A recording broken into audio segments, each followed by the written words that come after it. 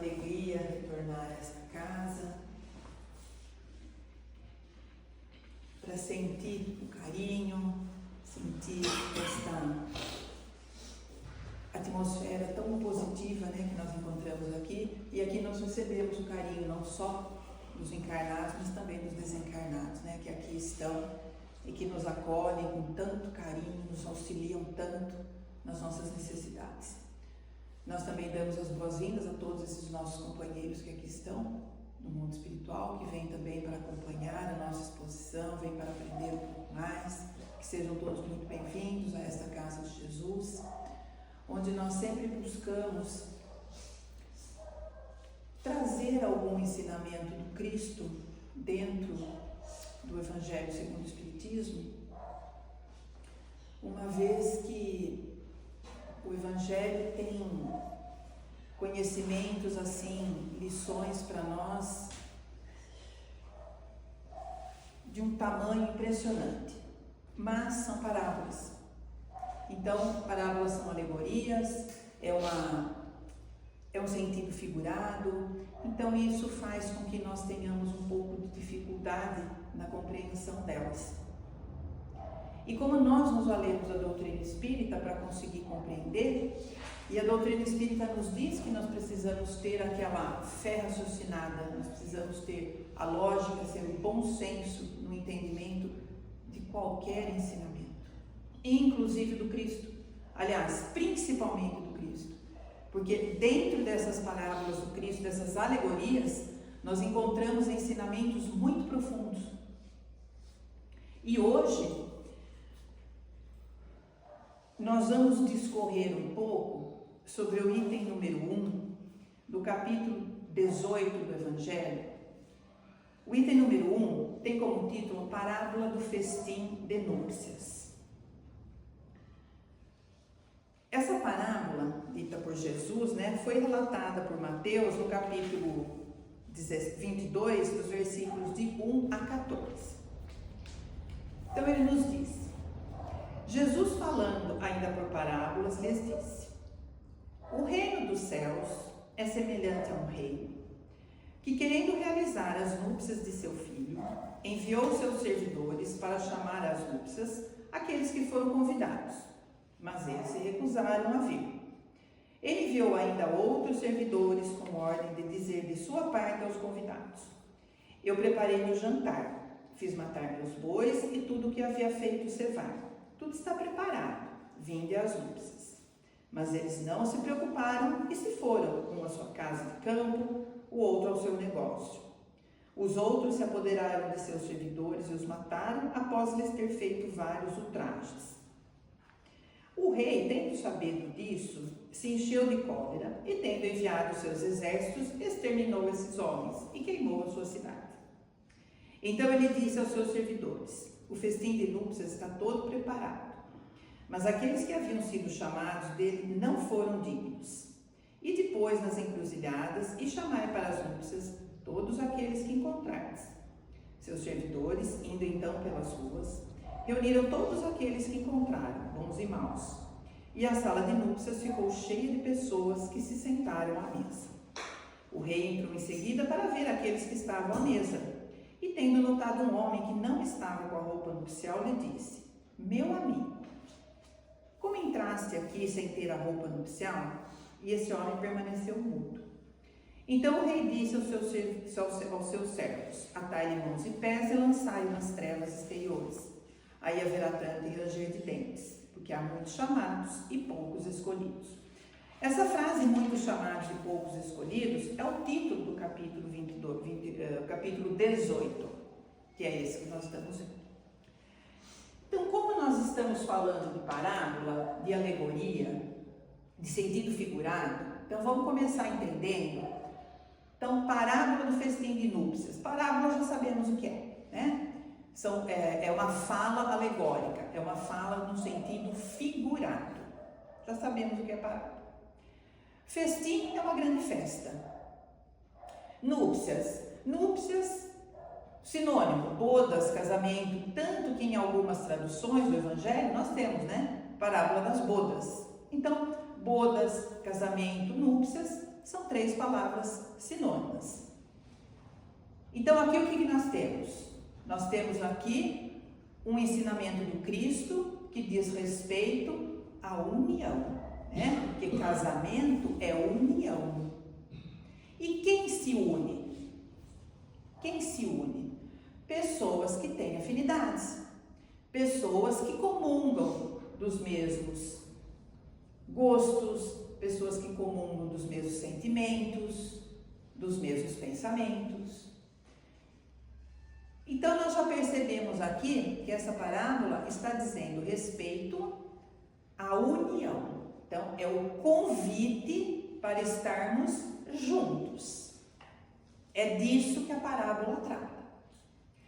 Como que nós temos certeza que aqui há uma linguagem figurada? Porque é meio óbvio, né? Porque nós não temos a figura do noivo, nós não temos a figura da noiva, né? Nós temos ali algo que está meio aleatório. Não há uma cena montada. Por isso é uma alegoria. Então, do que o Cristo estava falando aqui? Da união e do convite. Quem aceita convite? Aquele que comunga, né, dos mesmos pensamentos e sentimentos. Pois muito bem. Aí ele começa dizendo que o reino de Deus, ele começa dizendo que o reino dos céus é semelhante a um rei. Então, o reino dos céus. Então, também sabemos que reino dos céus não existe. Não existe um lugar geograficamente determinado. Como que nós sabemos disso? Nós sabemos disso porque nós temos todas essas explicações, ou a explicação necessária que nos embasa a chegar a essa conclusão nas obras de Allan Kardec, nas obras dos Espíritos Superiores. Então, existe um lugar geograficamente delimitado no mundo espiritual? Não, não existe. Tanto que o Cristo usa a palavra que o reino dos céus é semelhante. É semelhante. Então ele está falando da festa. Então esse reino dos céus diz respeito a uma união, a convites. Para facilitar o nosso entendimento, nós vamos pegar aqui alguns personagens dessa parábola. Quem são os primeiros servos? E o que nós temos na parábola? Então o rei manda que os servos vá fazer o convite. Então, primeiro, eles voltam, ninguém aceita o convite para a festa, para a união. Ele manda outros servos. Então, quem são os primeiros servos? Segundo a maioria dos estudiosos, os primeiros servos são os profetas da primeira revelação. Eles são os primeiros servos. Quem são os primeiros convidados? Nós estamos seguindo a parábola. E nós vamos fazer uma sequência lógica para a gente conseguir entender essa linguagem figurada da parábola. Então, os primeiros servos, os profetas da primeira revelação ou do Velho Testamento. Os primeiros convidados, os judeus. Os judeus foram os primeiros convidados. É sabido que a nação judaica, em sua grande maioria, não aceitava o Cristo, ou não aceitava Jesus, como sendo o Messias, como sendo o enviado de Deus para libertar o povo. Porque para eles, o Messias viria para determinar ali um reino material, formando um grande exército, armando esse exército e guerreando. E Jesus não passava de mais um homem da Galileia. Seria mais um profeta. Bartolomeu dizia que não saía nada de bom de Nazaré. Então Jesus era mais um. no meio de outros tantos profetas. E Jesus, tranquilamente, com toda a sua humildade, ele continua o seu trabalho. Quem são os segundos servos? Aqueles que vão novamente fazer o convite para a união. Esses são os discípulos do Cristo. Esses são aqueles que o Cristo preparou para levar a boa nova. E como que nós sabemos que são os discípulos do Cristo? Porque o Cristo dizia, ide e pregai. Ide e pregai. E o Cristo dizia, eu vim para as ovelhas perdidas da cidade de Israel. Os primeiros convidados. Então assim nós vamos montando e vamos deixando mais clara essa parábola. Então o Cristo disse, ide e pregai.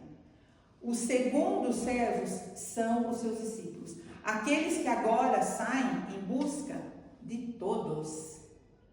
Porque o rei fala, vá nas encruzilhadas. Qual é o significado dessas encruzilhadas? Quer dizer, vá para todos os lugares. Convide a todos. E ele diz, bons e maus. Então, o sentido do bons e maus é, todos estão convidados para a festa, para a união, para a comunhão de pensamentos, para a comunhão de sentimentos. Todos estavam convidados. Quem eram então os outros convidados? Todos nós. Todos nós.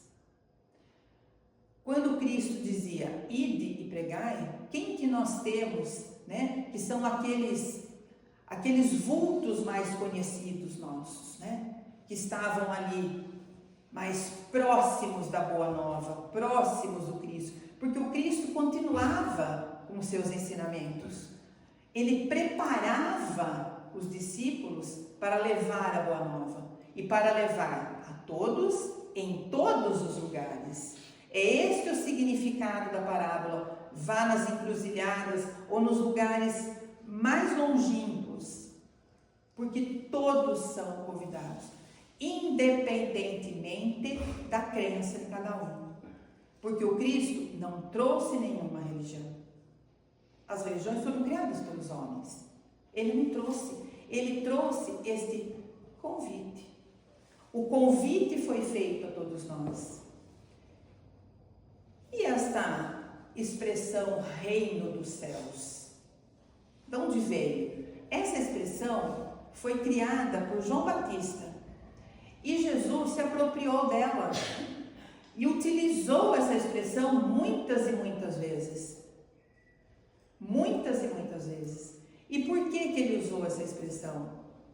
Por que ele usou essa expressão? Porque ele estava mostrando, ou ele estava tentando mostrar para nós um outro lado. Um outro lado. Porque toda aquela realidade que se vivia naquela época, as lutas, as guerras, a servidão do povo, tudo isso gerava ali no povo uma revolta muito grande, tanto que era aguardado o Messias que iria lutar, e não o Cristo, que vem falar de um reino espiritual. Ele não vem pregar um reino material, ele vem pregar um reino espiritual. E ele fala, meu reino não é deste mundo. Quando ele diz, meu reino não é deste mundo, nós já não compreendemos naquela época lá o que ele estava dizendo. Porque ainda não tínhamos uma capacidade intelectual e nem espiritual para conseguir entender o que seria um reino que não era deste mundo. Se não era deste mundo, era da onde? Então o Cristo vem e veladamente começa a revelar para nós uma outra realidade, uma outra forma de enxergar a vida. E na parábola ele continua dizendo que alguns convidados foram embora, ignoraram o convite. Outros foram para suas casas ou foram para os seus negócios. Qual é a interpretação que nós podemos dar disso? Aqueles que ignoraram, tudo bem, ignoraram. Outros foram para casa, outros para os seus negócios. São aqueles convidados que optam mais pelos interesses materiais. Então, eu não aceito o convite do Cristo. Eu continuo com a minha vida material. Quando nós fazemos essa interpretação, isso não quer dizer que nós devamos largar tudo que nós temos. Porque todos nós somos os discípulos do Cristo? Somos. Todos nós somos os discípulos do Cristo. Todos nós estamos sendo preparados por Ele também. De que forma? Nós estamos estudando, nós estamos buscando a revelação dessas parábolas. E quando nós fazemos isso, nós estamos aceitando o convite do Cristo. Porque nós também somos convidados e também somos discípulos. Por quê? Porque quando ele disse, ide e pregai, ele falou isso para todos. Ah, mas então como eu vou pregar hoje no nosso dia? Como eu vou pregar o Evangelho? Eu vou estudar, eu vou sair, eu vou fazer palestra, eu vou falar na rua, eu vou falar com as pessoas? Também. Aí nós trazemos Francisco de Assis, o que ele disse, ide pregar o Evangelho. E se preciso, use palavras. É o entendimento dos ensinamentos trazidos pelo Cristo e o vivenciar. Isso é ser discípulo. Isso é ser discípulo de Cristo.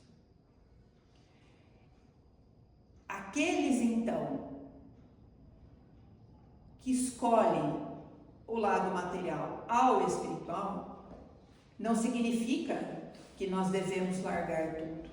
Porque nós estamos encarnados para sermos úteis. Nós estamos aqui para ser úteis. Úteis um ao outro. Nós estamos aqui para servir dentro das nossas possibilidades qualquer pessoa. Qualquer pessoa. Independentemente de raça, de crença, de qualquer coisa. A palavra nossa, na nossa encarnação é utilidade. Nós estamos aqui para ser úteis. E na parábola, ele continua dizendo que o rei, então, sabendo, né, de que alguns servos foram ultrajados, outros foram até mortos. Essa é uma parte bem interessante da parábola, bem interessante. Porque como a gente já percebeu, Cristo diz, o reino dos céus é semelhante a um rei. Ninguém está falando que Deus é semelhante àquele rei. Porque não é. Porque não é. Ninguém aqui está falando de Deus. A parábola não está falando de Deus. Ele está falando que o reino dos céus é semelhante. Deus praticaria algum traje contra nós? Nunca. Nunca. O que é o reino dos céus?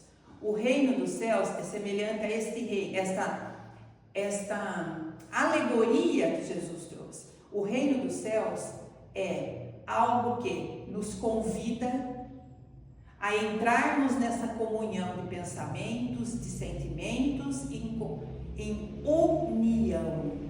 União entre nós, encarnados, união entre nós, encarnados, e os desencarnados, e entendendo esta união, entendendo essa comunhão como uma união não apenas de sentimentos, de pensamentos, mas de propósitos, que é a utilidade. O reino de Deus nada mais é do que a nossa paz de espírito, a nossa liberdade de espírito. O reino dos céus é aquele sentimento que nós temos quando nós auxiliamos alguém que precisa. Aquela felicidade que nós sentimos, isso é o reino dos céus. aquela alegria que nós temos quando algo positivo acontece, aquela tristeza que nós sentimos quando nós vemos alguma coisa, alguma reportagem, seja o que for, e nós nos imbuímos de colaborar de um modo positivo com aquilo que está acontecendo. Isso é o reino dos céus. O reino dos céus é algo que nós estamos construindo dentro de nós. E quanto mais nós nos espiritualizamos, quanto mais nós entendemos, nós buscamos o equilíbrio entre o nosso lado material, que é necessário. Porque se nós temos o objetivo de sermos úteis, nós não podemos ser parasitas da sociedade. Nós estamos aqui para trabalhar, para produzir, para ganhar dinheiro sim, e para nos conscientizarmos de que tudo, exatamente tudo que nós temos nos foi emprestado pela espiritualidade para que nós façamos um uso com utilidade de tudo isso. Com utilidade. Ainda com relação aos servos que foram ultrajados, que foram mortos, o que nós trazemos para a realidade é o cristianismo primitivo. Porque o cristianismo primitivo, ele foi marcado por grandes mártires. Por exemplo, Estevão, né? Estevão, com certeza todos já leram o livro Paulo e Estevão. Estevão foi o primeiro mártir do cristianismo primitivo. Tivemos também Tiago, irmão de Jesus. Tiago foi açoitado, foi apedrejado, e como ele resistiu, ele foi morto a pauladas. O que nós podemos concluir dessa parábola? Ainda, para fechar esta ira, né, desta figura do rei, que sabedor do que tinham feito com os servos, ele então ataca. O que nós temos? Nós temos a invasão por Roma, nós temos a perseguição de Roma, nós temos a destruição de Jerusalém. Esta parábola do Cristo é uma parábola profética. O Cristo profetizou o que ia acontecer. Porque nós vemos depois de tanto tempo, exatamente aquilo que ele disse aconteceu. Exatamente isso aconteceu. Então, todo essa fantasia e essa linguagem figurada traz para nós o fortalecimento da nossa fé. Porque nós somos capazes de compreender, porque o estudo nada mais é, o estudo lógico e racional nada mais é do que ir montando o quebra-cabeças dentro da história, porque tudo está devidamente anotadinho para nós. O que nós precisamos é pegar as situações e ir juntando, e nós chegamos aqui na nossa realidade. E quando aqueles convidados aceitam o convite, eles estão lá reunidos, o rei entra e vê que uma pessoa não está trajado com a veste nupcial. Então ele chega até essa pessoa e diz: meu amigo, como conseguiu entrar sem estar com a veste nupcial? Então já vimos que essa história criada pelo Cristo foi uma profecia, e nós estamos desvendando essas palavras que estão no sentido figurado. Ora, se o Cristo estava falando de uma união, festa, alegria, quem se une? Quem está comungando de mesmos pensamentos, de mesmos sentimentos? Uma pessoa não estava. o significado dessa veste nupcial. Aquele não tinha afinidade para o local. Ele professava o Cristo da boca para fora, mas no seu íntimo, ele não cabia naquele ambiente. Então o rei diz a ele: meu amigo, como você conseguiu entrar? Ele fica calado, ele nada responde. O rei então diz: atai-lhe mãos e pés e coloquem-no para fora, onde há choro e ranger de dentes. Aqui também, colocar para fora, nas trevas, onde há choro e ranger de dentes, nós encontramos inúmeras interpretações, né? Inclusive que caberia numa encarnação. Qual é o contexto aqui dessa parábola? Quando nós estudamos os ensinamentos do Cristo, nós precisamos estudar sempre contextualizando as coisas. Porque quando nós pegamos uma coisa individualmente, fatalmente nós corremos o risco de nos contrapor a algo que está escrito ou que o Cristo falou. Por isso nós precisamos fazer a junção do estudo. Por isso a importância do estudo sistemático e metódico, para que nós consigamos montar esse quebra-cabeças. O que é essa treva? O que são as trevas? O que são as trevas? É a treva da ignorância. É a treva da ignorância, é a treva do desconhecimento. Porque quando nós desconhecemos os ensinamentos do Cristo, nós nos acabamos na nossa vida material. Nós não somos capazes de entrar num equilíbrio entre a nossa vida material e a nossa vida espiritual. Quando nós estamos na treva da ignorância, nós não somos capazes de entender ou de reconhecer a nossa natureza. Qual é a nossa natureza? Nós somos espíritos. É essa a nossa natureza. E quando nós saímos da treva da ignorância, quando nós tomamos consciência da nossa natureza, que é espiritual, de que somos espíritos, todas as situações da nossa vida são vistas por nós de uma maneira diferente. Totalmente diferente. Totalmente diferente. Porque quando nós enxergamos a situação apenas com os olhos da matéria, ou apenas levando em conta a matéria, nós temos um entendimento. Quando nós enxergamos com os olhos de espíritos que somos, nós enxergamos a situação de modo diferente. Por quê? Porque nós entendemos o porquê nós estamos aqui. Nós entendemos o que nós estamos fazendo aqui. Qual é o objetivo da nossa encarnação? Não é trabalhar e pagar conta. Não é isso. Nós não podemos nos resumir e reduzir a isso, porque não é isso.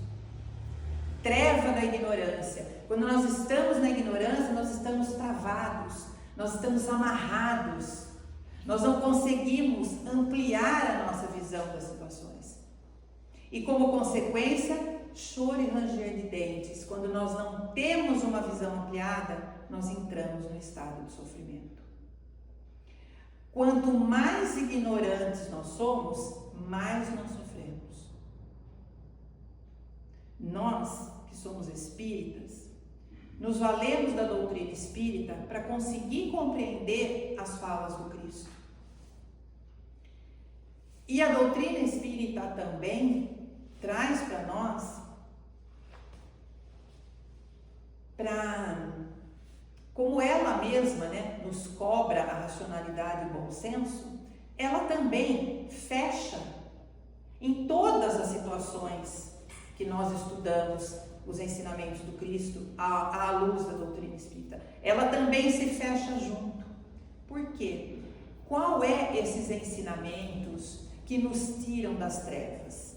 Os ensinamentos que o Cristo trouxe. E o que ele trouxe? Ele trouxe para nós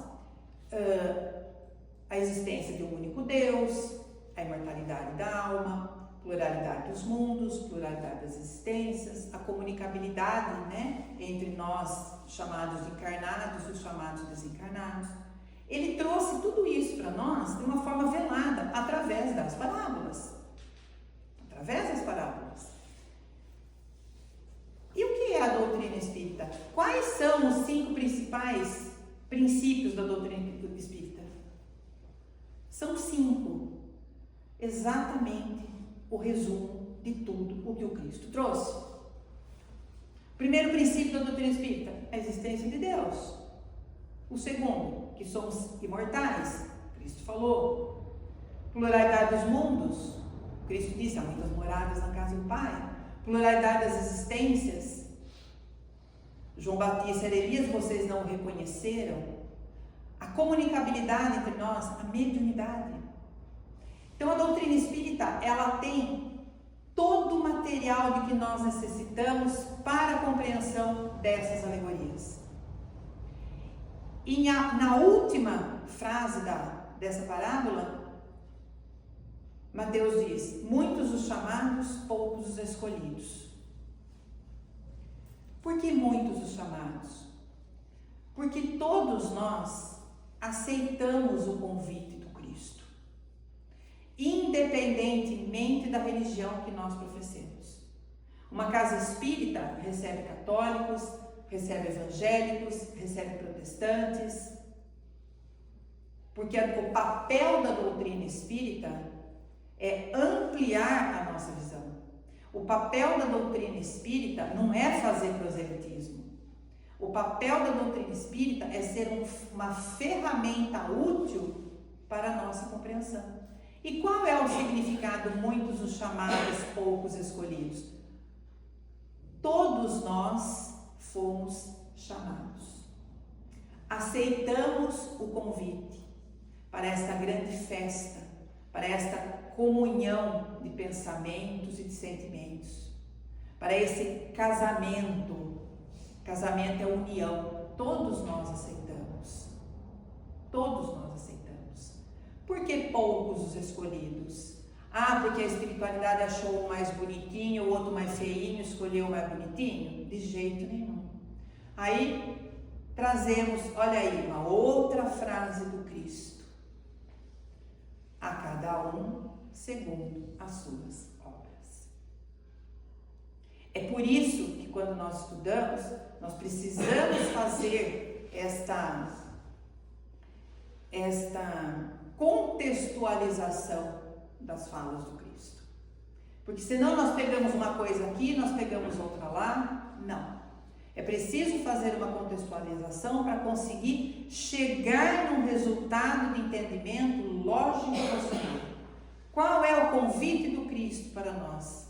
Parábola das bodas ou do festim de núpcias. É o convite que o Cristo nos fez e nos faz todos os dias. Convite para quê? Para que nós sejamos também seus discípulos. De que forma? Através dos nossos comportamentos, através dos nossos exemplos. É fácil? Não, não é fácil. Não é nem um pouco fácil. Mas é possível. É possível. Mas como que você pode afirmar que é possível? Porque nós aceitamos o convite. Se nós aceitamos o convite, nós estamos numa comunhão de pensamentos e de sentimentos com a espiritualidade. Então, nós somos capazes, sim. É possível, sim. Por que não é fácil? Não é fácil porque requer de nós renúncia, requer de nós mudança de hábitos, mudanças de pensamentos. Por isso que não é fácil. Mas é possível. Porque se nós aceitamos o convite, nós aceitamos também essas, entre aspas, condições de nós sermos dignos de continuar nesta grande união. E nós somos. E nós ainda somos privilegiados porque temos a doutrina espírita para nos auxiliar nesta compreensão. Nós temos a doutrina espírita. E a doutrina espírita, além de nos auxiliar na compreensão, ela também nos abriu as portas para uma realidade de que aceitamos o convite, estamos aprendendo, estamos tentando ali mudar os nossos comportamentos, que nós estamos fazendo isso. Aí nós nos lembramos de uma outra fala do Cristo, quando ele ia desencarnar, e um dos discípulos disse a ele: mestre, como os seus discípulos serão conhecidos? Porque eram vários, né? Eram muitos. Nós temos até lá no Evangelho de Lucas que Jesus preparou 75 discípulos e disse a eles: ide e pregai a boa nova. É claro que esse número também não é um número exato, é uma forma de se entender que muitos discípulos ficaram, e não naquele número reduzido de 12, ou 15, ou 20, ou 30, não. E quando perguntaram a ele: mestre, como nós vamos conhecer os seus discípulos? Ele disse: os meus discípulos serão conhecidos por muitos se amarem. Nós ainda temos pouca noção do que seja amor, mas nós já conseguimos amar. Nós já amamos os nossos familiares, lembrando que o que é amar? Amar é respeitar, amar é cuidar, amar é estar junto, amar é respeitar as diferenças, respeitar as opiniões. E a doutrina espírita que nos auxilia, mostrando para nós a nossa verdadeira realidade, o porquê sairmos das trevas da ignorância. Ela também nos diz lá no Evangelho, né, aquela frase maravilhosa, né? Como se reconhece um espírita? Reconhece o espírita pela força que ele faz para dominar as suas más tendências e se transformar moralmente. Esses somos nós. Esses somos nós. A parábola de hoje só veio dizer para nós: olha, todos vocês estão convidados, todos vocês aceitaram o convite, então alimentem esta comunhão de pensamentos, esta comunhão de sentimentos e ide pregar a boa nova. A boa nova não tem nada de supersticioso, não tem nada de sobrenatural, só tem o nosso comportamento, baseado no amor, no respeito, na renúncia que muitas vezes nós precisamos ter e no equilíbrio que nós precisamos aprender a ter entre matéria e espírito. Talvez esse equilíbrio entre um e outro seja uma das tarefas mais difíceis para nós, mas é possível. Então, nós aceitamos o convite do Cristo. Peguemos a doutrina espírita como essa grande ferramenta que nos auxilia a compreender, porque a doutrina espírita vem e diz: olha, faça o bem porque você está fazendo o bem para você mesmo. Perdoe o outro porque você não está perdoando o outro, você está se perdoando e deixando ir embora qualquer tipo de sofrimento. Aproveitemos essa doutrina maravilhosa que os Espíritos nos trouxeram, com esses ensinamentos maravilhosos que o Cristo nos trouxe, mas numa linguagem figurada, e vamos agora decodificar os ensinamentos do Cristo. E mais do que decodificar, vamos colocar em prática, devagar, tendo a consciência de que nós somos espíritos, somos imperfeitos, mas perfectíveis. É possível? É possível. Que Jesus os abençoe.